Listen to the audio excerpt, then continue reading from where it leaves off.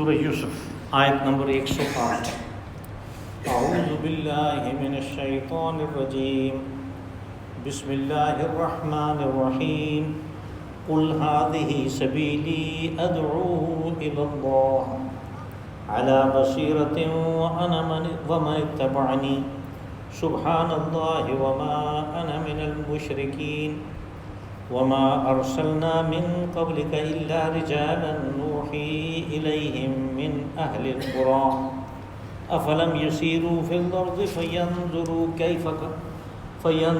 كيف كان عاقبة الذين من قبلهم ولدار الآخرة خير للذين اتقوا افلا تعقلون حتى إذا استيأس الرسل وظنوا أنهم قد كذبوا جاءهم نصرنا فنجي من نشاء ولا يرد بأسنا عن القوم المجرمين لقد كان في قصصهم عبرة لأولي الألباب ما كان حديثا يفترى ولكن تصديق الذي بين يديه وتفصيل كل شيء وهدى ورحمة لقوم يؤمنون صدق اللہ العظیم۔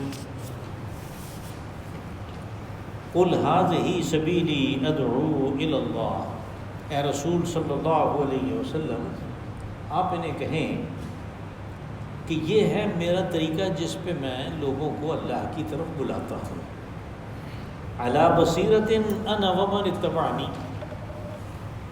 اور یہ کہ یہ طریقہ میرے لیے بالکل واضح ہے، روشن ہے،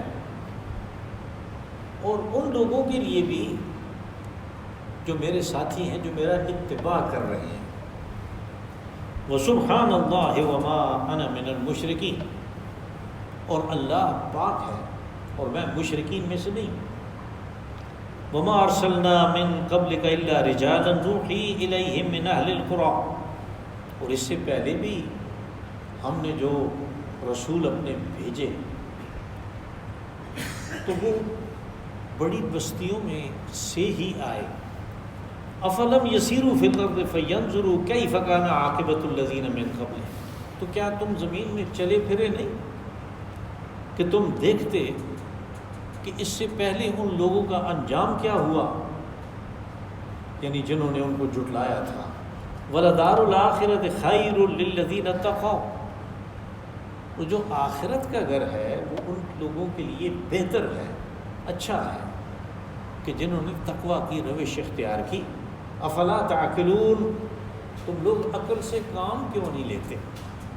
حتی اذا استیأس الرسل وظنوا انہم قد کذبوا، اور پھر محنت کرتے کرتے ان رسولوں کے اوپر وہ وقت آیا علیہ السلام کہ وہ مایوس ہو گئے اور انہوں نے گمان کیا کہ اب ہمیں جھٹلا دیا گیا۔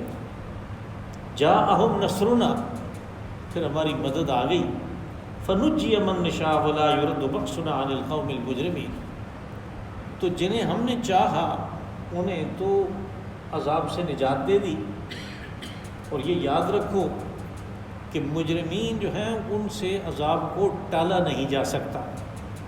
لقد کان فی قصصہم عبرۃ لأولی الالباب، ان قوموں کے جو واقعات ہیں ان میں صاحب عقل لوگوں کے لیے، صاحب شعور لوگوں کے لیے بڑی عبرت کا سامان ہے۔ ما کان حدیثا یفترا، ہم نے یہ جو بیان کیا یہ کوئی گھڑی گڑائی بات نہیں ہے۔ ولیکن تصدیق الذی بین یدیہ، بلکہ یہ تو پہلے والی کتابوں کی تصدیق کر رہی ہے کہ جو تمہارے پاس پہلے سے موجود ہیں۔ وتفصیل کل شیء وہدی ورحمۃ لقوم یؤمنون، اور اس میں تمام ضرورت کی باتوں کی تفصیل موجود ہے، اور اس میں ہدایت اور رحمت ہے ان لوگوں کے لیے جو ایمان لے آئے۔ یہ اس سورہ مبارکہ کی آخری آیات ہیں، اور ان میں اس چیز کا نچوڑ اور خلاصہ بیان کیا گیا ہے کہ جو سورہ یوسف میں بیان ہوئی، اور سورہ یوسف میں حضرت یوسف علیہ السلام کی زندگی کے واقعات بیان ہوئے بچپن سے لے کر آخر تک، اور یہ واحد واقعہ ہے قرآن پاک میں جو پوری ترتیب سے ایک ہی جگہ پہ بیان ہو گیا۔ اب قرآن حکیم نے جو واقعات بیان کیے، تھوڑا بہت میں واقعات کے دوران بھی کہتا رہتا ہوں، یہ بات سمجھنے کی ہے کہ یہ قصوں کی کتاب نہیں ہے، کہانیوں کی کتاب نہیں ہے، بلکہ یہاں پہ ہر واقعے کا، ہر قصے کا ایک مقصد ہوتا ہے، اور وہ مقصد اصل میں اللہ کی توحید کو اور رسول علیہ الصلاۃ والسلام کی رسالت کو نقلی دلائل کے ذریعے ثابت کرنا ہے۔ ان دو باتوں کو جو ہم کہتے ہیں لا الہ الا اللہ محمد رسول اللہ، تو ان دو عقائد کو نقلی دلائل سے ثابت کرنا ہے کہ یعنی دنیا کے انسانوں کی تاریخ کے جو واقعات ہیں وہ بھی اسی چیز پہ دلیل کرتے ہیں، وہ بھی اسی طرف رہنمائی کرتے ہیں کہ اللہ وحدہ لا شریک ہے، اور یہ کہ رسول علیہ الصلاۃ والسلام جو یہ کتاب لے کے آئے، جو واقعات سنا رہے ہیں، وہ اس کے رسول ہیں۔ اب قرآن حکیم نے صرف نقلی دلائل پہ اتفاق نہیں کیا کہ واقعات کو بیان کرے اور پھر ان میں سے کسی واقعے کو منتخب کر کے اپنی جو مطلب کی بات ہے وہ کہہ دیں، نہیں، صرف نقلی دلائل پہ اکتفا نہیں ہے، بلکہ اس نے عقلی دلائل بھی دیے ہیں۔ اس سورہ مبارکہ میں بھی ایک دو عقلی دلائل بیان ہوئے، لیکن چونکہ صورتیں جوڑا جوڑا ہوتی ہیں تو جو اگلی صورت ہے وہ اس کا جوڑا ہے، اور اس میں آپ دیکھیں گے، اس کے تعارف میں بھی میں یہ بات کروں گا، اور آپ صورت کے دوران دیکھیں گے ہماری زندگی ہوئی کہ اس میں عقلی دلائل دیے گئے۔ اب ان دونوں کو ملا کے یہ جوڑا مکمل ہو گیا، نقلی اور عقلی دلائل۔ یہاں پہ آج کے درس میں جو پہلی بات تھی وہ یہ تھی کہ قل ھذہ سبیلی ادعو الی اللہ، کہا کہ رسول صلی اللہ علیہ وسلم آپ انہیں کہیں کہ میرا یہ طریقہ ہے اللہ کی طرف بلانے کا، یعنی یہ جو واقعہ سنایا ہے تم لوگوں کے مطالبے پہ، میں نے گزارش کی تھی نا کہ انہوں نے مطالبہ کیا کہ ہم بتاؤ کہ بنی اسرائیل کے ساتھ کیا ہوا کہ وہ کنعان کو چھوڑ کے مصر چلے گئے، مصر کو چھوڑ کے پھر واپس فلسطین آ گئے، یہ کیا واقعات ہیں؟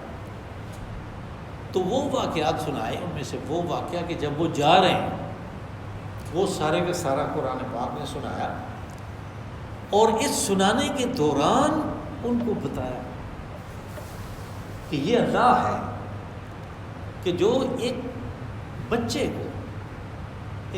کو جو کہ جس کو ایک کنویں میں گرا کے اس کے بھائی چلے گئے، اس نے انتظام کیا، وہاں سے اس کو نکالا، اور پھر غلام بن کے وہ ایک گھر میں گیا، لیکن گھر کے مالک نے اپنی بیوی سے کہا کہ اس کا خاص خیال رکھنا، اکرمی مثواہ، اس کو بہترین ٹھکانہ عطا کرنا، باعزت، اکرام کہتے ہیں نا عزت کرنے کو، اکرمی مثواہ۔ وہاں سے وہ سلسلہ شروع ہوا، پھر پلٹا کھایا کہ جب آپ جوان ہوئے تو آپ کے اوپر آزمائشوں کا ایک اور دور آیا، اور پھر اللہ نے انتظام کیا کہ ان کو منتخب کیا تھا نبی بنانے کے لیے،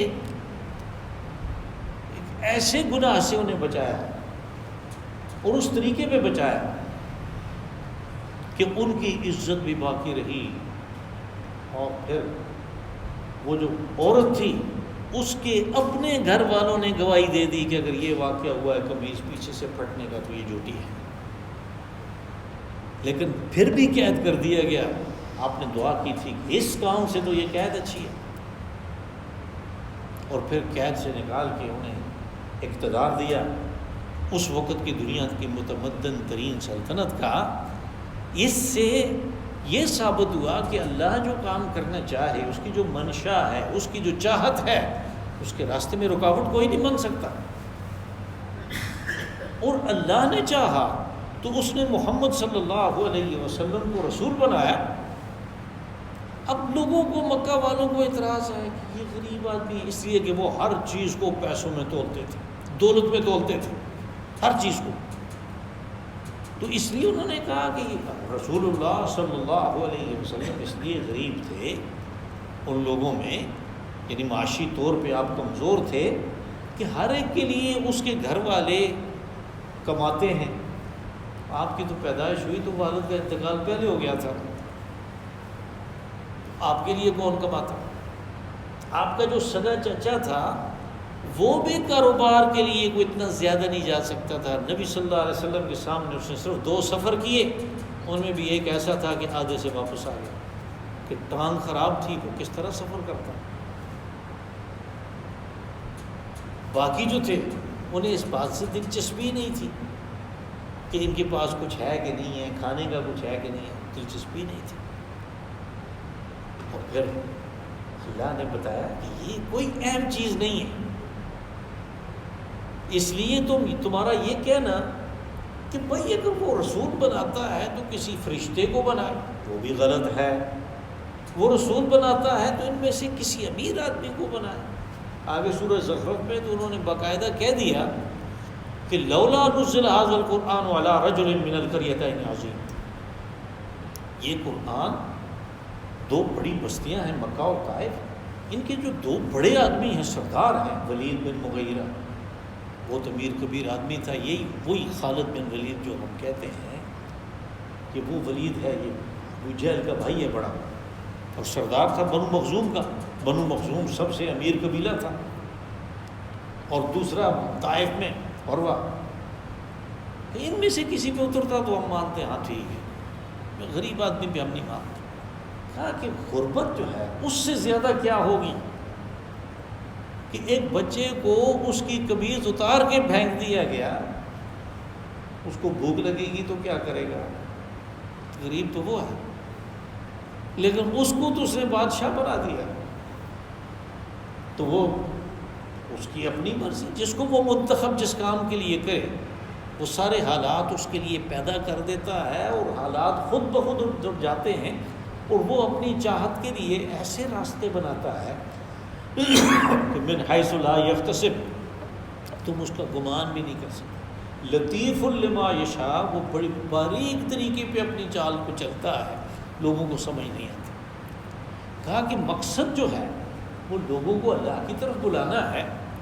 تو یہ واقعات سنا کے اصل میں ہم آپ کو مکہ والوں اور پھر باقی ساری دنیا والوں لوگوں کو اللہ کی طرف بلا رہے ہیں.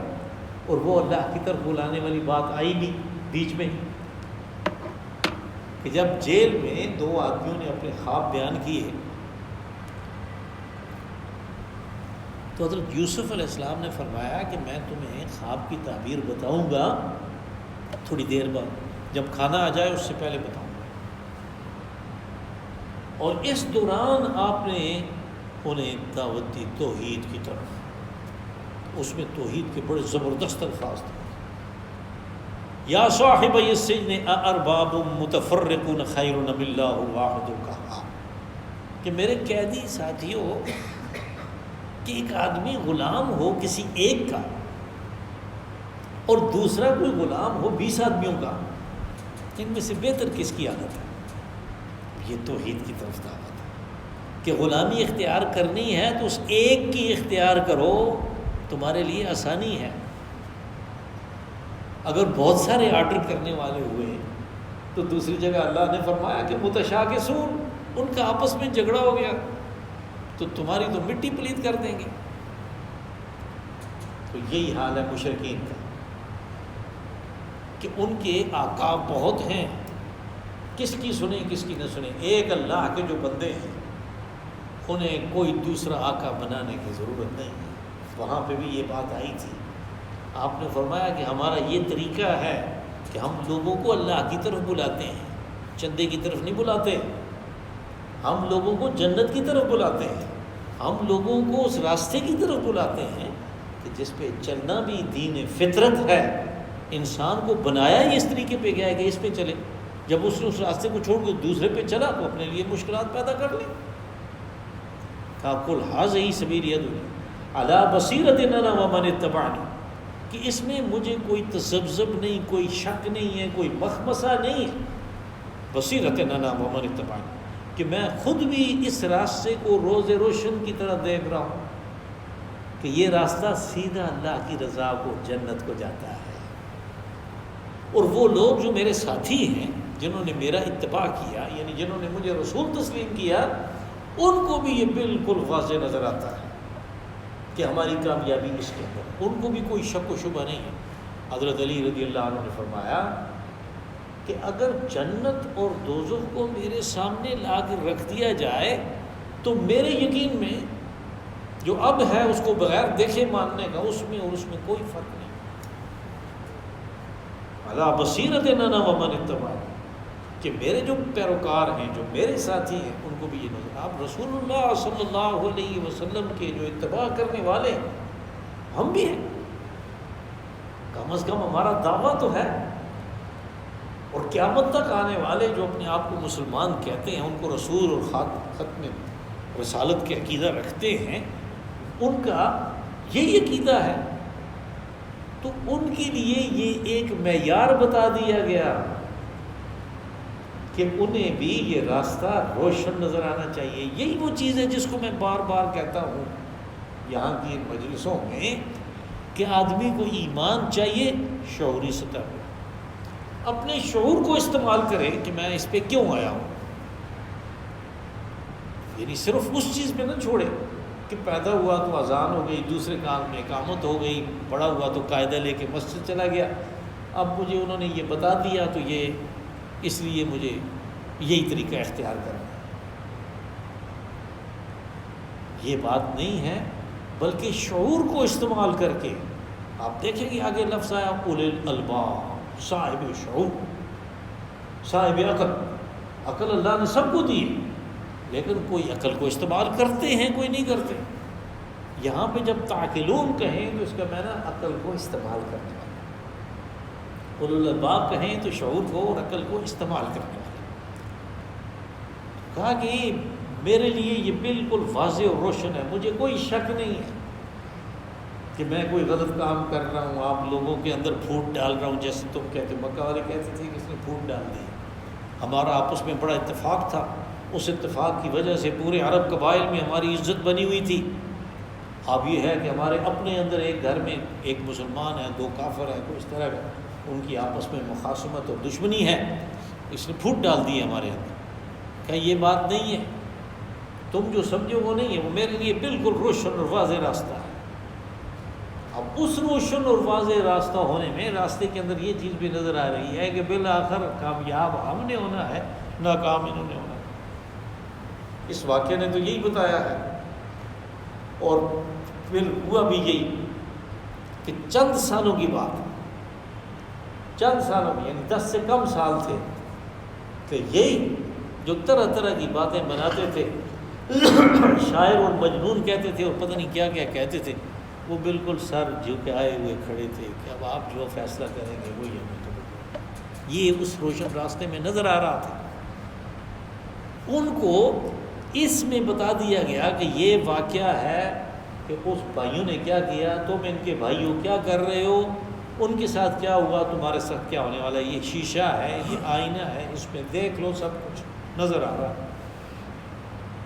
وَسُبْحَانَ اللَّهِ وَمَا أَنَا مِنَ الْمُشْرِكِينَ۔ اب چونکہ یہ خطاب مکہ والوں سے ہے، آپ کی زبان سے کہلوایا گیا، اس لیے کہا کہ اللہ پاک ہے۔ جب ہم کہتے ہیں سبحان اللہ تو یہ کلمہ تنزیہ ہے، اس میں ہم اللہ کو ان صفات سے ارفع و اعلیٰ اور بری قرار دیتے ہیں کہ جو اس کے معبود ہونے کے راستے میں رکاوٹ ہے۔ مثال کے طور پہ ہم کہیں کہ اللہ کے بیٹے ہیں، جیسے عیسائیوں نے کہا، جیسے یہود نے کہا، جیسے اور مشرکوں میں کہتی ہیں، جیسے مکہ والے کہتے تھے کہ یہ اللہ کی بیٹیاں ہیں۔ آپ کو میں نے بتایا تھا نا کہ سارے بتوں کے نام عورتوں کے نام ہیں، یہ عورتوں کے نام ہیں، لات، منات، عزا وغیرہ، یہ عورتوں کے نام۔ تو انہوں نے ملائکہ کو بیٹیاں قرار دے کر، اللہ کی بیٹیاں قرار دے کر ان کے بت بنا کے رکھے تھے۔ تو اب بیٹا اور بیٹی انسانوں کو چاہیے، اس لیے کہ یہ کمزوری ہے اس کی، اس کے ذہن میں، اس کے لاشعور میں ایک چیز ہے کہ میں نے بوڑھا ہونا ہے، مجھے سہارے کی ضرورت ہے، تو اس سہارے کے لیے اس کو بیٹا بیٹی چاہیے. اللہ نے بوڑھا نہیں ہونا، اللہ کمزور نہیں ہے، وہ ان تمام ادنا صفات سے عرفہ و اعلیٰ ہے. سبحان اللہ کا یہ مطلب ہوتا ہے. پھر کبھی اس کی جو لفظ ہے اس کے اوپر بھی تشریح کر دیں گے کہ یہ کیسے بنا سبحان. اصل میں تو سبحہ جو ہے وہ کہتے ہیں تیرنے کو، جو عرب جانتے ہیں، عرب میں جو لوگ ہیں وہ جانتے ہیں کہ جو سوئمنگ پول ہے اس کو مسبح کہتے ہیں. تو یہ تیرنا اوپر اوپر ہوتا ہے، ساری کم تر صفات جو ہیں، کمزوری کی صفات نیچے رہ جاتی ہیں، وہ اوپر ہے. وما انا من المشرکین، کہ میں مشرکین میں سے نہیں ہوں کہ میں بھی اللہ کے ساتھ ان چیزوں کو جوڑوں جو اس کی الوہیت کے اور معبودیت کے راستے میں رکاوٹ ہیں اور کمزوری ہے. وما ارسلنا من قبلک الا رجالا نوحی الیہم من اہل القرى، کہا کہ بستیوں میں سے ہم جن کو رجال مرد کو کہتے ہیں، رجل مرد کو کہتے ہیں، رجال مرد کا، رجل کا ترجمہ ہے، رجل کی جمع ہے جس کا معنی مرد ہے. یہاں سے بھی یہ بھی معلوم ہوا کہ عورتوں میں رسول نہیں آئے، صرف مردوں میں تھے. حالانکہ قرآن پاک میں حضرت موسیٰ علیہ السلام کی والدہ کا ذکر ہے کہ ہم نے اس کی طرف وحی کی. وَأَوْحَيْنَا إِلَىٰ أُمِّ مُوسَىٰ أَنْ أَرْضِعِهِ، ہم نے وحی کی کہ تم اس کو دودھ پلاؤ. اب یہ وحی کس طرح ہوئی؟ یہ القاء ہے، ضروری نہیں ہے کہ کوئی نبی ہو جس کی طرف وحی. پھر قرآن پاک نے یہ بتایا کہ ہم نے شاید کی مکھی کی طرف وحی کی. وَأَوْحَىٰ رَبُّكَ إِلَى النَّخْلِ أَنِ اتَّخِذِي مِنَ الْجِبَالِ بُيُوتًا وَمِنَ الشَّجَرِ وَمِمَّا يَعْرُشُونَ، کہ اس طرح اپنا جو چھتا ہے ایسی اونچی جگہ پہ بناؤ، پہاڑوں میں بناؤ، درختوں کے ساتھ بناؤ، اونچی جگہ پہ بناؤ، اور جس راستے پہ جاؤ پھول سے رس لینے کے لیے اسی راستے سے کس طرح واپس آنا ہے، راستہ سلجھایا اس کو. کہا ہم نے وہی کی اس کی طرف. اب صرف وہی سے اس کا مطلب وہی القاء بھی ہوتا ہے، نبی نہیں بنتا. اس لیے اگر موسیٰ علیہ السلام کی والدہ کی طرف وہی ہوئی، شاید کی مکھی کی طرف وہی ہوئی، حضرت مریم کی طرف سے کوئی القاء ہوا، تو اس سے ان کی نبوت ثابت نہیں ہوتی. اس لیے کہ نبوت اور رسالت یہاں پہ واضح بتا دیا اس آیت میں کہ مرد تھے، رجال مرد تھے. اور پھر دوسری صفت یہ تھی ان کی، کہا کہ ہم نے ان کو ہمیشہ قریہ کی جمع ہے، قریہ کافی ساری آبادی کی بستی کو کہتے ہیں، یعنی شہر ہو یا قصبہ کہہ لیں. تو کہا کہ دیہات میں، صحراؤں میں، خانہ بدوشوں میں نبی نہیں آئے. نبی اور رسول جو ہیں وہ شہری آبادیوں میں آتے ہیں. وہ متمدن لوگ جو ہیں وہ بدوؤں کو اور صحرائی لوگوں کو اور بادہ نشینوں کو اپنے سے کمتر پہلے سے سمجھتے تھے، ان کو اپنے ساتھ بٹھاتے نہیں تھے. تو وہاں پہ اگر نبی آ جاتے تو یہ اس کا کیا اثر کرتے؟ انہوں نے تو بات ہی نہیں سننی تھی. تو اس لیے کہا کہ ہم نبی جو ہیں وہ شہروں اور بستیوں میں متمدن لوگوں میں بھیجتے ہیں. یہ بھی بڑی بستی ہے، مکہ تو ام القریٰ ہے، اس میں بھیجا ان کو. افلم یسیروا فی الارض فینظروا کیف کان عاقبۃ الذین من قبلہم، کیا تم چلے پھرے نہیں ہو زمین میں؟ اب یہ سوال جو ہے یہ ایک اور مقصد کے لیے، اس لیے کہ وہ چلے پھرے تھے. ان کے قافلے تجارتی جاتے تھے شام کو، راستے میں اصحاب مدین، قوم سمود کے مدائن، قوم لوط کی بستیاں جن کے اوپر عذاب آئے وہ آتی تھیں، ان کے اوپر سے وہ گزرتے تھے اور ان کو سارا پتہ تھا. یہ نہیں پتہ تھا کہ ان کے ساتھ یہ معاملہ کیوں ہوا. اپنی اپنی توجیہات پیش کرتے تھے. جیسے آپ خود بھی دیکھ سکتے ہیں، یعنی ٹیکسلا کی تہذیب کے بارے میں یا جب موہنجو-ڈاروو اور ہڑپا کے بارے میں آپ اگر ہمارے ہاں کے لوگوں کی معلومات حاصل کریں، دیکھیں جاپانیوں نے سارا یہ کام کیا اور انہوں نے بڑے پیسے خرچ کیے، نیچے سے شہر برآمد کیا ہڑپا کا. تو انہوں نے جو کچھ لکھا وہ تو اپنی سی کچھ توجیہات پیش کی تھی کہ سندھ پہلے ادھر سے آتا تھا، پھر ادھر سے آ گیا، پھر یہ ہو گیا، 200 فٹ نیچے چلا گیا. قرآن پاک بتاتا اگر اس نے غیر عرب کے واقعات بیان کرنے ہوتے تو وہ بتاتا کہ ان کے ساتھ کیا ہوا ہے، جس طرح اس نے بتایا مدائن صالح والوں کے ساتھ کہ انہوں نے حضرت صالح علیہ السلام کو جھٹلایا، اس کے نتیجے میں یہ حال ہوا۔ قوم لوط کے ساتھ کہ حضرت لوط علیہ السلام کی رسالت کی تکذیب کی، ان کا یہ حال ہوا۔ یہاں پہ یہ کہہ رہے ہیں کہ تم چل پھر کے دیکھو بستیوں کے ساتھ یہ ہوا، ہم تو وجہ بیان کیے دیتے ہیں، تمہیں بتائے دیتے ہیں کہ ان کے ساتھ کیا معاملہ ہوا، اور جب اللہ کا قانون وہی ہے تو اگر تم ان کو جھٹلاؤ گے تو تمہارا بھی وہی حال ہوگا۔ پہلے والوں کے ساتھ کیا ہوا یہ دیکھو، اور دیکھو تم کیا کر رہے ہو، بس اس کے مطابق ہوگا۔ وَلَدَارُ الْآخِرَةِ خَيْرٌ لِّلَّذِينَ اتَّقَوْا، کہا اگر وہ لوگ جو ان کی تصدیق کر رہے ہیں، جو اللہ کو وحدہ لا شریک تسلیم کر رہے ہیں ان کی دعوت پہ، اور ان کی رسالت کی تصدیق کر رہے ہیں، وہ اگر تمہیں کسی آزمائش میں نظر آتے ہیں، کمزور نظر آتے ہیں، ان کی معیشت خراب ہے، ان کے حالات دگرگوں ہیں، تو یہ بات جو ہے یہ تمہارے خیال کرنے کی نہیں ہے، اس لیے کہ اصل گھر تو آخرت کا ہے، اصل دنیا تو موت کے بعد ہے، اور وہ لافانی ہے، اس میں کوئی موت نہیں ہے، اس میں کوئی تبدیلی نہیں ہے، اس میں کوئی انتقال نہیں ہے۔ جو دوزخ کو چلا گیا وہ چلا گیا، جو جنت کو چلا گیا وہ چلا گیا۔ لابسین فیہا احقابا، اس میں ہزاروں سال پڑے گئے۔ افلا تعقلون، میں نے گزارش کی تھی کہ قرآن پاک کہے کہ تم عقل کو استعمال کیوں نہیں کرتے، تو اس لیے کہ اس نے سب کو عقل دیا ہے، اور اس کا تقاضا یہ ہے کہ اس عقل کو اصل کام کے لیے استعمال کرو، اصل سوال کے جواب کے لیے استعمال کرو۔ اصل سوال یہ نہیں ہے کہ پانی کیسے بن گیا یا ہائیڈروجن اور آکسیجن مل کے بن گیا، ہوا میں کتنا تناسب ہے آکسیجن کا، اس کو معلوم کرنی ہے، یہ اصل سوال نہیں ہے۔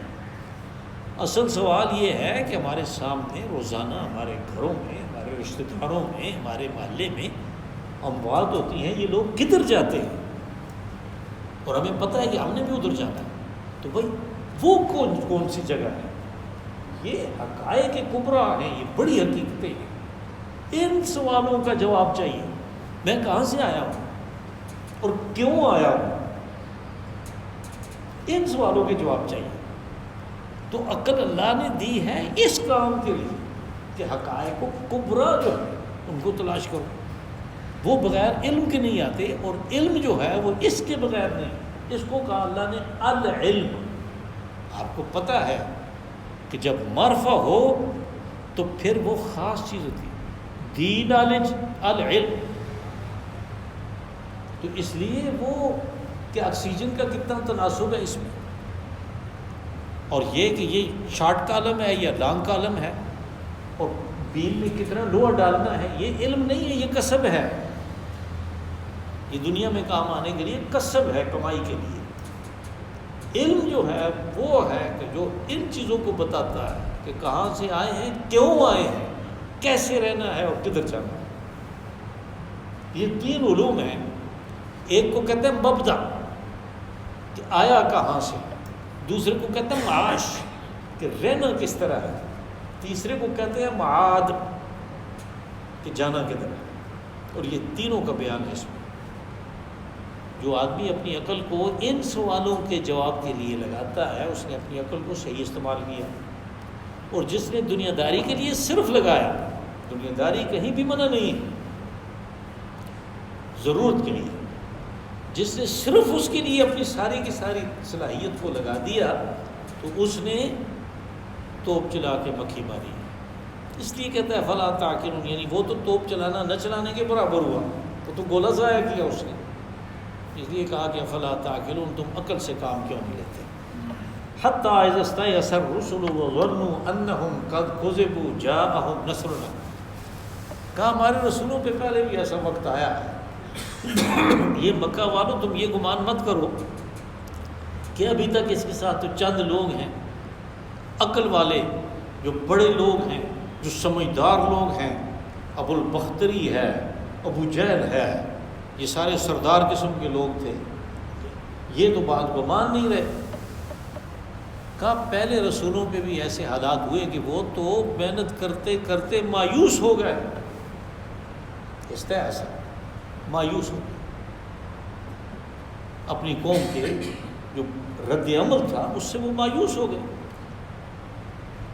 وجاءہم نصرنا، اور پھر وقت ایسا بھی آیا کہ ان لوگوں نے تو رسولوں کے خلاف محاذ کھڑا کر دیا۔ حضرت نوح علیہ السلام کے ساتھ تو وہ ٹھٹھے مخول کرتے تھے اور گالیاں دیتے تھے کہ یہ اس کو ہو کیا ہے کہ خشکی کے اوپر یہ کشتی بنا رہا ہے، اس کا دماغ چل گیا۔ اور اسی طرح باقی یستہزئون، ٹھٹھے مخول کرتے تھے، تو وہ پھر انہوں نے مایوس ہو گیا کہ یہ تو اب ایمان نہیں لا رہا۔ تو جب اس قسم کی دھمکیوں پہ اتر آئے تو کہا پھر ہماری مدد آئی، جاءہم نصرنا فنجی من نشاء۔ وہ مدد کیا تھی؟ رسول اور جھٹلانے والی قوم کے درمیان جو کشمکش تھی، وہ آخری نتیجے پہ جب پہنچی لڑائی پہ اور ہماری مدد آئی، فلا یرد بأسنا عن القوم المجرمین، تو ان کے اوپر عذاب مسلط کیا گیا رسول کی مخالفت کرنے کے اوپر، اور اس کو کرنے والوں پہ اس کو ٹال کوئی نہیں سکتا۔ تمہارے کوئی، یعنی یہاں پہ ٹالنے کا لفظ اس لیے آیا ہے کہ وہ کہتے تھے کہ اگر کوئی عذاب آیا بھی تو یہ جو اللہ کی بیٹیوں کی مورتیں ہم نے بنائی ہیں اور ان کو ہم خوش رکھتے ہیں، یہ کام آئیں گی، یہ ہمیں بچائیں گے۔ کہا کوئی نہیں ٹال سکتا۔ اور پھر دیکھیں آپ ہوا کیا کہ سورہ مبارکہ کے اترنے کے صرف 4-5 سال بعد یہی لوگ جو تھے ان کی لاشیں بدر میں تڑپ رہی تھی، عذاب کو ٹالا نہیں جا سکتا۔ ولا يرد بأسنا عن القوم المجرمين لقد كان في قصصهم عبرة لأولي الألباب۔ کہا کہ یہ رسولوں کے جو ہم نے واقعات، اس صورت میں صرف ایک رسول یوسف علیہ السلام، اس سے پہلے سورہ اعراف گزری ہے، اس میں 6 رسول ہیں عرب میں جو آئے اور جن کے واقعات بار بار قرآن پاک میں آتے ہیں، اور بعد میں سورہ شعراء میں بھی آئیں گے۔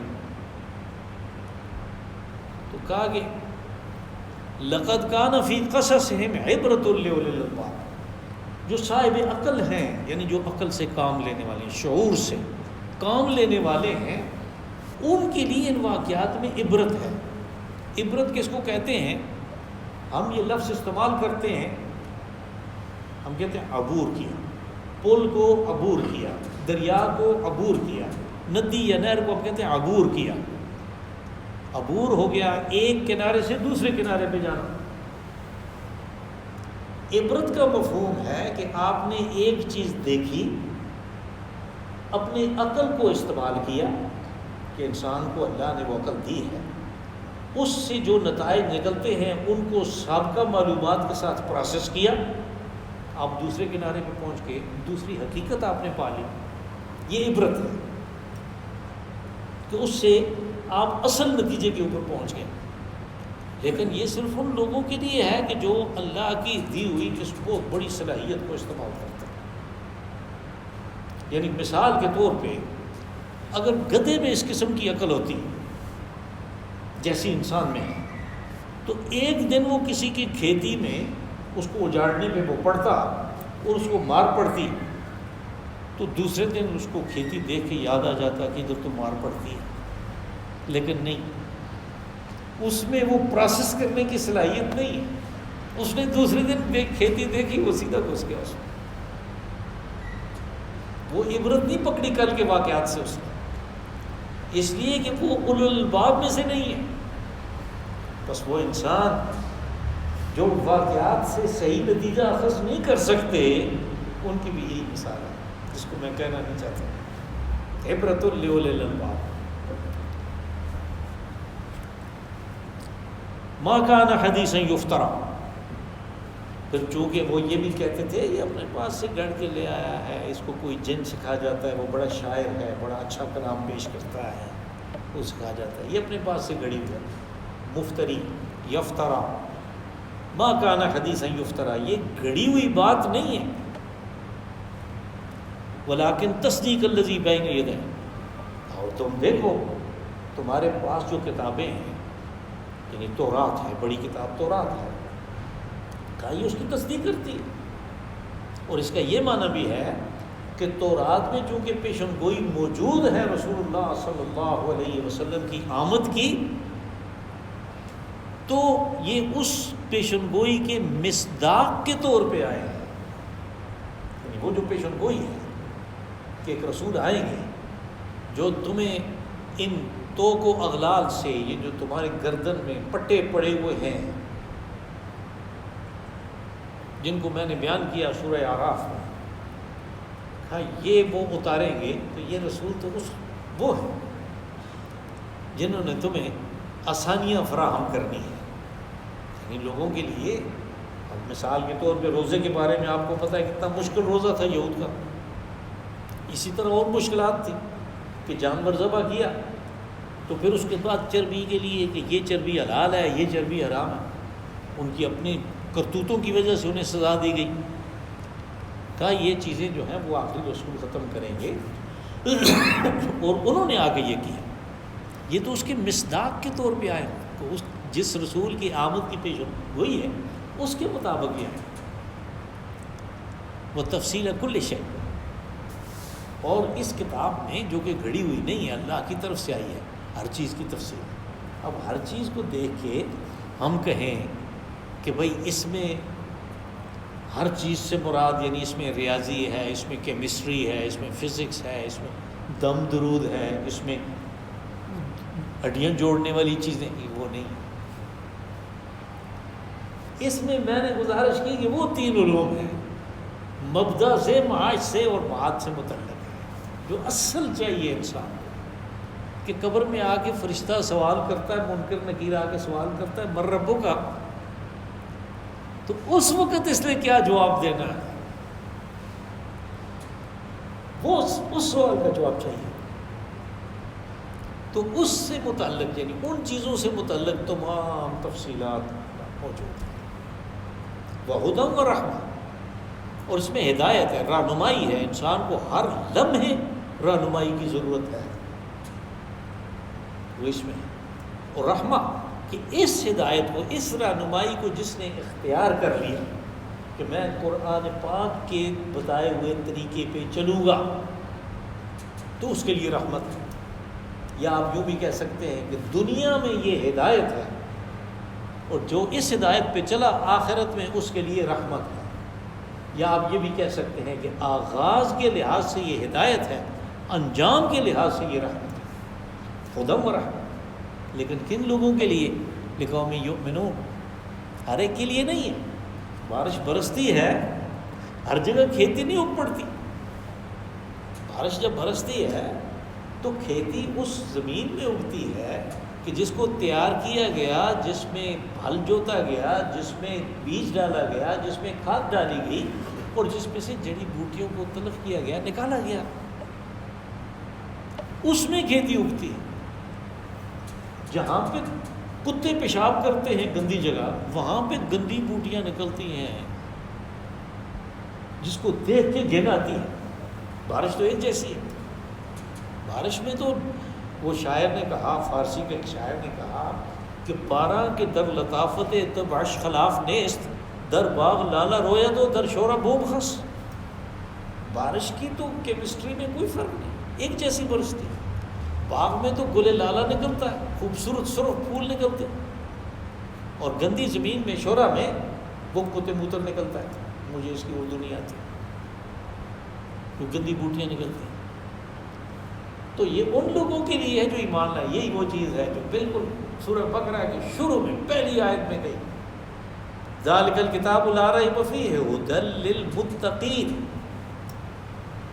تقوی والوں کے لیے، جو اللہ کے بندے بننا چاہیں ان کے لیے ہدایت، اور جس کے لیے ہدایت ہے اس کو رحمت ملے گی۔ یہ اس سورہ مبارکہ میں ہے، وہ آج ہم نے ختم کیا اللہ کے فضل سے، آخری الفاظ تھے جو حق کے مطابق ادا ہوا اللہ کی توفیق سے، اور اگر کوئی غلط سلط بات میرے منہ سے نکلی اس میں میرے مطالعہ کی کمی اور علم کی کمی کی وجہ سے ہے، اللہ پاک اس کے وبال سے مجھے اور آپ سب کو محفوظ فرمائے۔